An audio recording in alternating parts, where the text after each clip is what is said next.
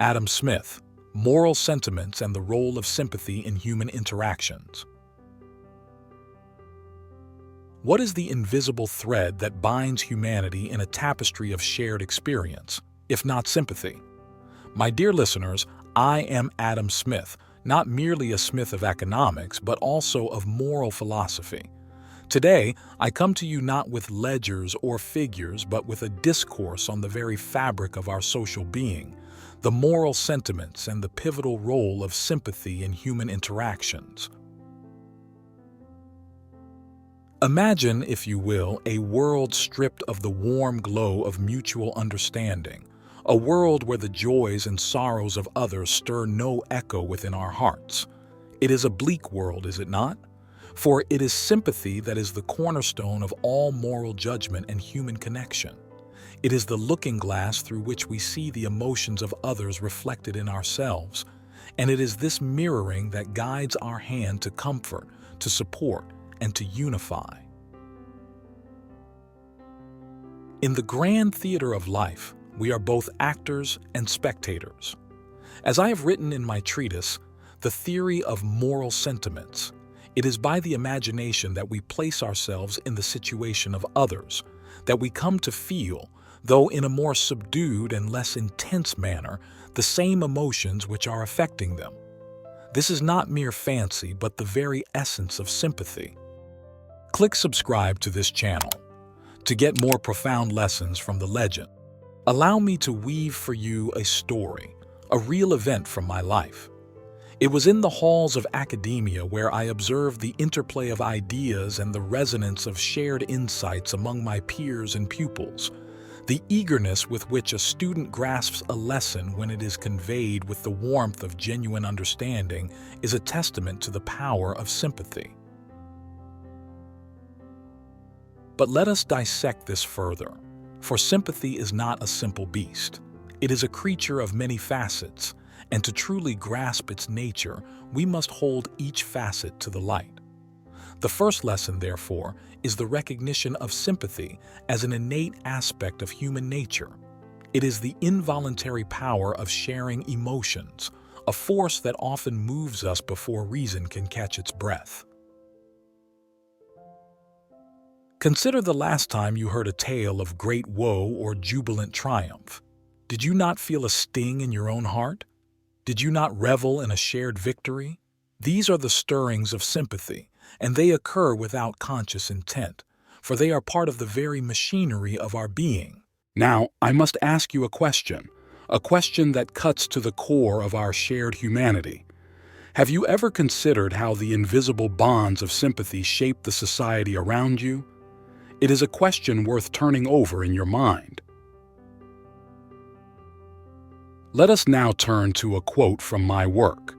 However selfish man may be supposed, there are evidently some principles in his nature which interest him in the fortune of others and render their happiness necessary to him, though he derives nothing from it except the pleasure of seeing it. This observation is not merely poetic, it is a profound insight into the human condition. Sympathy, dear listeners, is the wellspring of all our kindest actions, but it is also the source of our deepest understanding of justice and morality. When we feel with others, we learn to measure our actions in the scales of collective well-being. It is not just a sentiment, it is a guidepost for ethical conduct. So, let us explore this further. How does sympathy inform our moral judgments? To answer this, we must examine the relationship between the observer and the observed, the impartial spectator that resides within us all. It is through this inner spectator that we come to evaluate our reactions and the actions of others.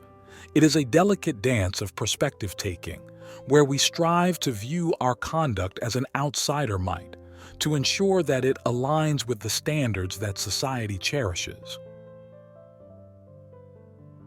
In my own experiences, whether in the lecture halls of Glasgow or the salons of Edinburgh, I have seen the power of this impartial spectator at work. It is the voice that commends us when we act with generosity and chides us when we falter in selfishness. It is the voice of our better angels, informed by the sympathetic harmony we share with our fellow beings. But what of actions that draw upon sympathy for ill? What of the demagogue who stirs the passions of the crowd to a fever pitch for his own ends? This, too, is a lesson in sympathy, for it shows that, like all powerful forces, it can be turned to serve vice as well as virtue. It is our duty, therefore, to cultivate our sympathies with care, to ensure they lead us towards the good. As the first part of our discourse draws to a close, I invite you to ruminate on the role of sympathy in your own life. Consider the ways in which it has shaped your interactions and your moral compass. The Mirror of Empathy: Reflections on the Self and Society. In this next chapter of our journey together, let us delve into the profound realm of empathy, the mirror in which we see not only the reflections of others but also the contours of our own souls. Empathy, my friends, is the bridge that connects the island of the self to the mainland of the collective human spirit. It allows us to traverse the waters of individual experience and to set foot on the shores of shared understanding. This is the essence of what it means to be a social creature, to be a part of the grand tapestry of humanity. Now, remember the child who falls and scrapes their knee on the cobblestones. As they cry out, the hearts of those around them clench in a shared pang of pain. This involuntary mimicry of another's distress, this echo within us, is the most basic form of empathy. It is immediate and often overpowering, compelling us to comfort and to heal. But empathy is more than a reflex. It is a skill that can be honed, a sense that can be sharpened. In my observations of the traders and merchants, I saw that those who could best understand the desires and fears of their counterparts were often the most successful. They used empathy not as a mere tool for profit, but as a means to create harmony and mutual satisfaction in their dealings. Yet we must ask ourselves a question that digs deep into the fertile soil of our moral landscape. How can empathy guide us towards a more virtuous and compassionate society? This question is not to be taken lightly, for it has the power to reshape the world. To answer this, let us look to the very structure of empathy itself. It is built upon two pillars: emotional sharing and perspective taking. Emotional sharing is the raw, unfiltered connection we feel when we witness another's joy or suffering.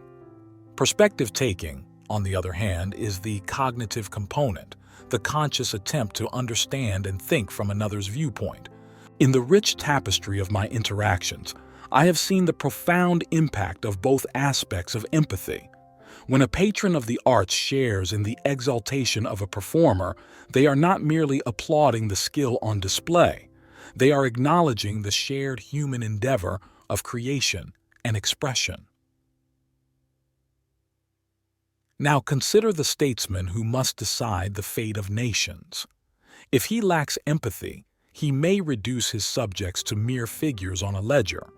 But if he is endowed with the capacity to understand and share in the experiences of his people, his decisions will be imbued with a wisdom that transcends mere calculation.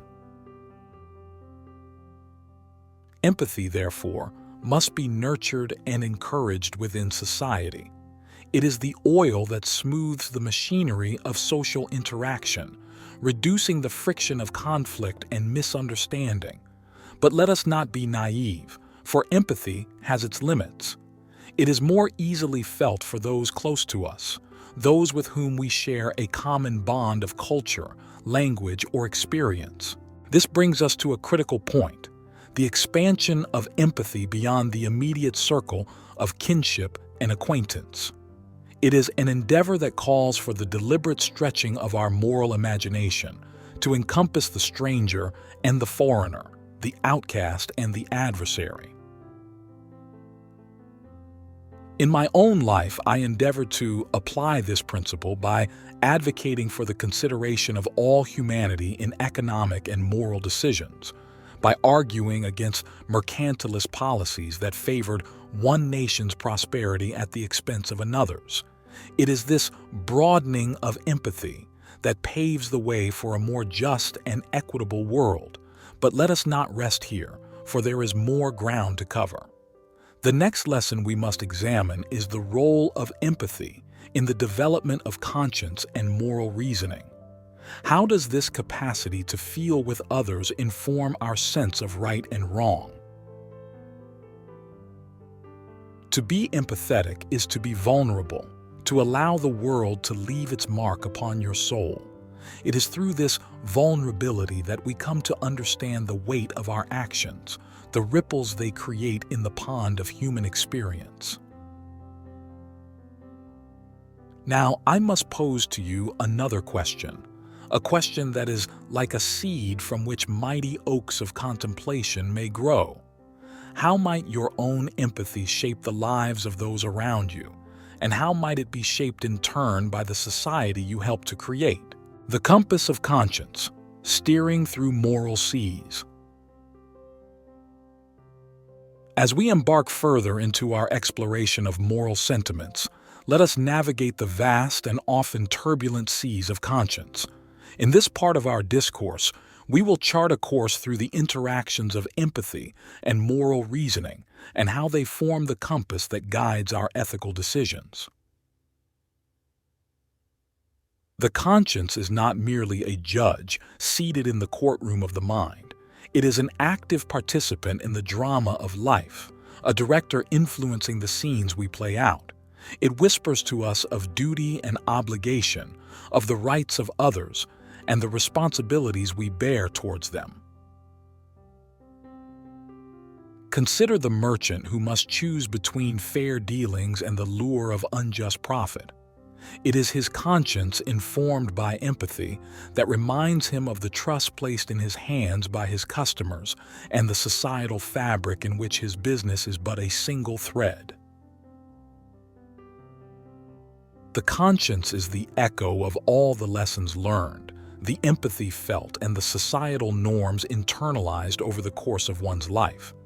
It is the internalization of the impartial spectator I spoke of earlier, the voice within that guides us to act with integrity even when no one is watching. But let us dissect this further, for the conscience requires more than just an understanding of others' feelings.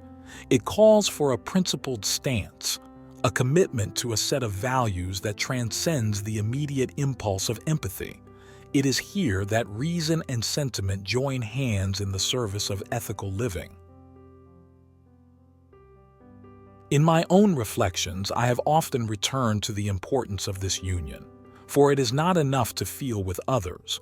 We must also think deeply about the principles that shape our feelings and the actions that our feelings inspire. This is the work of a lifetime, a continuous process of refinement and reflection. Now, I ask you to consider a powerful question.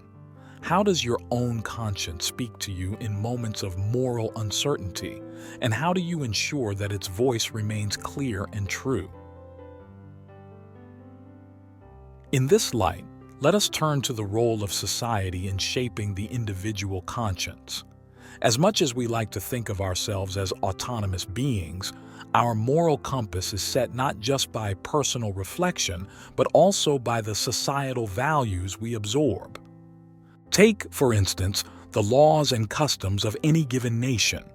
They are not arbitrary markers, but are, instead, the codification of collective moral judgments, a distillation of the empathy and experiences of countless individuals.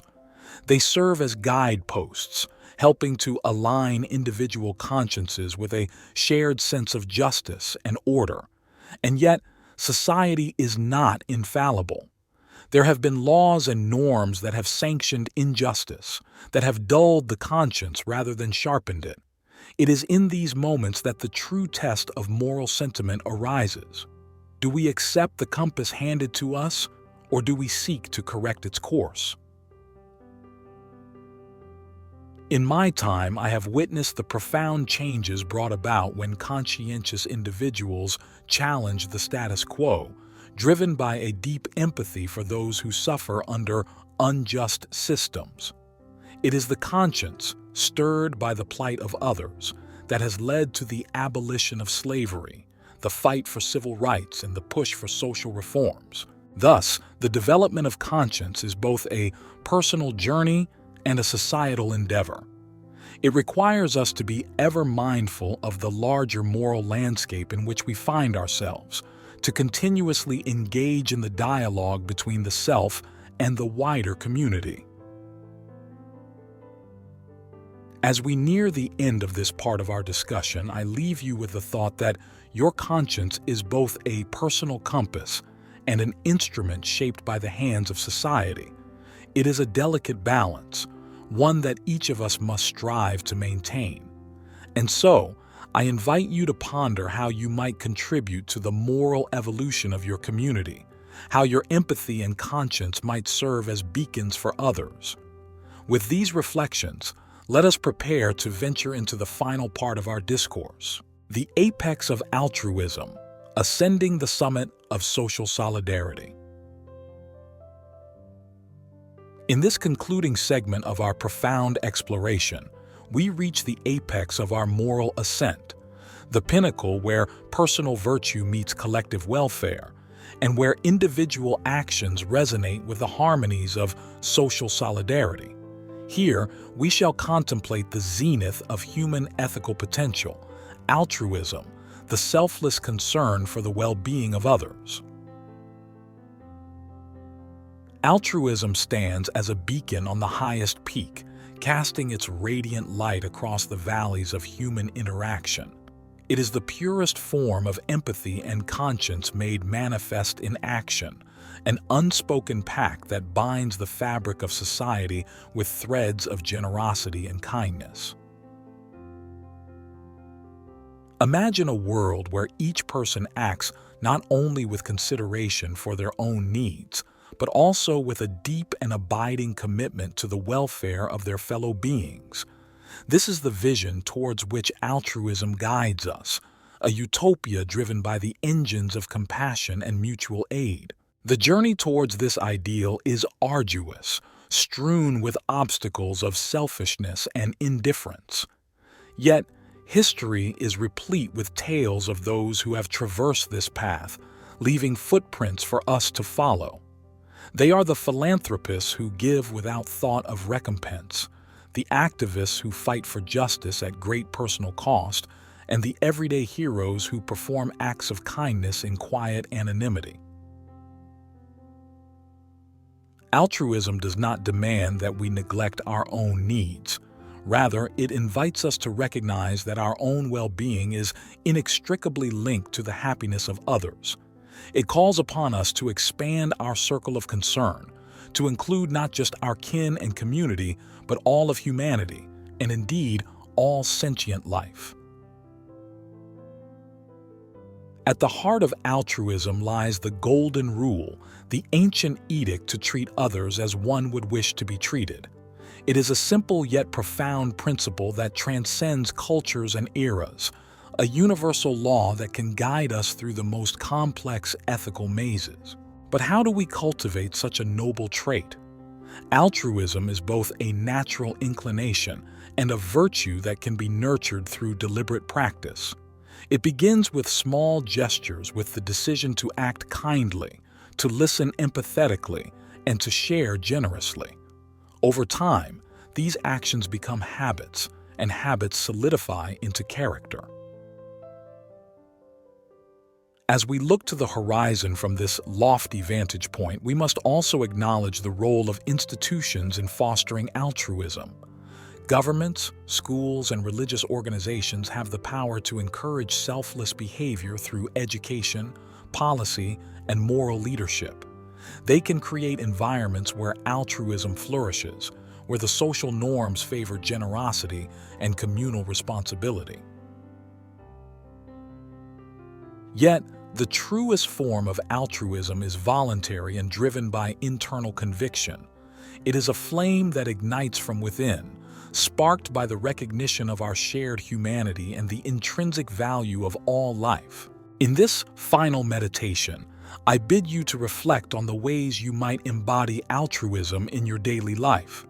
Consider the legacy you wish to leave, the imprint of your deeds on the sands of time. Will you be a solitary traveler, or will you join the caravan that marches towards a brighter future for all? Let this be our collective aim, to ascend the summit of social solidarity, to build a world where altruism is not the exception, but the rule. It is a journey that we must undertake together, for it is only through the power of our united efforts that we can transform the vision of a just and compassionate society into a tangible reality. With these words, we draw our discourse to a close. May you carry the torch of reason, the compass of conscience, and the shield of justice as you continue on your own path, contributing to the endless endeavor of improving the human condition. The summit awaits, and from it, the view of potential realized in a world united in purpose and peace. Are you prepared to take that bold step into the future?